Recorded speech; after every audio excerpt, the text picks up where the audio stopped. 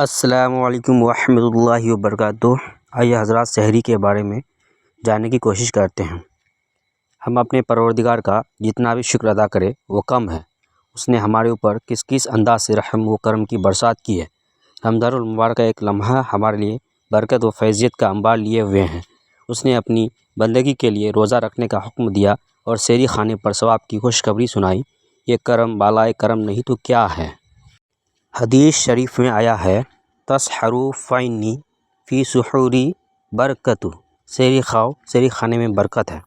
آپ صلی اللہ علیہ وسلم نے ارشاد فرمایا، ہمارے اور اہل کتاب کے روزوں میں فرق سحری کا لقمہ ہے۔ سرکار دو جہاں صلی اللہ علیہ وسلم کا ارشاد مبارک ہے، تین چیزوں میں برکت ہے، جماعت، سرید اور سحری میں۔ طبیب دو عالم صلی اللہ علیہ وسلم کا فرمان علی شان یہ بھی ہے، سحری کھانے سے دن کے روزہ پر استعانت کرو اور قیلولہ سے رات کے قیام پر۔ سحری کی شروعات ابتدا اسلام میں سحری کا تصور نہیں تھا۔ روزے رکھنے والے وقت آدھی رات سے شروع ہوتا ہے۔ سحری میں تاخیر افضل ہے، جیسا کہ حدیث مبارک میں ہے۔ حضرت سیدنا یعلا بن مرورہ رضی اللہ تعالیٰ عنہ سے روایت ہے کہ پیارے سرکار صلی اللہ علیہ وسلم نے فرمایا، تین چیزوں کو اللہ عز و جل محبوب رکھتا ہے، افطاری میں جلدی، سحری میں تاخیر اور نماز کے قیام میں ہاتھ پر ہاتھ رکھنا۔ سحری میں تاخیر سے کون سا وقت مراد ہے؟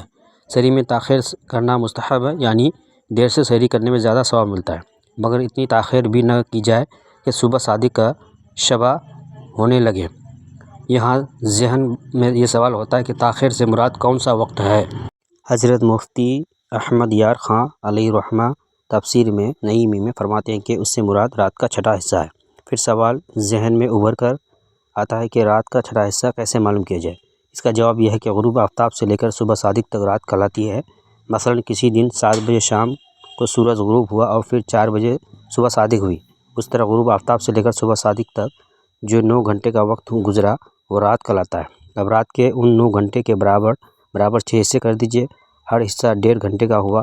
اب رات کے آخری 1.5 گھنٹے یعنی 2:30 بجے تا 4 بجے کے دوران صبح صادق سے پہلے جب بھی سحری کی وہ تاخیر سے کرنا ہوا۔ سحری و افطار کا وقت عموماً روزانہ تبدیل ہوتا رہتا ہے۔ بیان کیے ہوئے طریقے کے مطابق جب بھی چاہے رات کا چھٹا حصہ نکال سکتے ہیں۔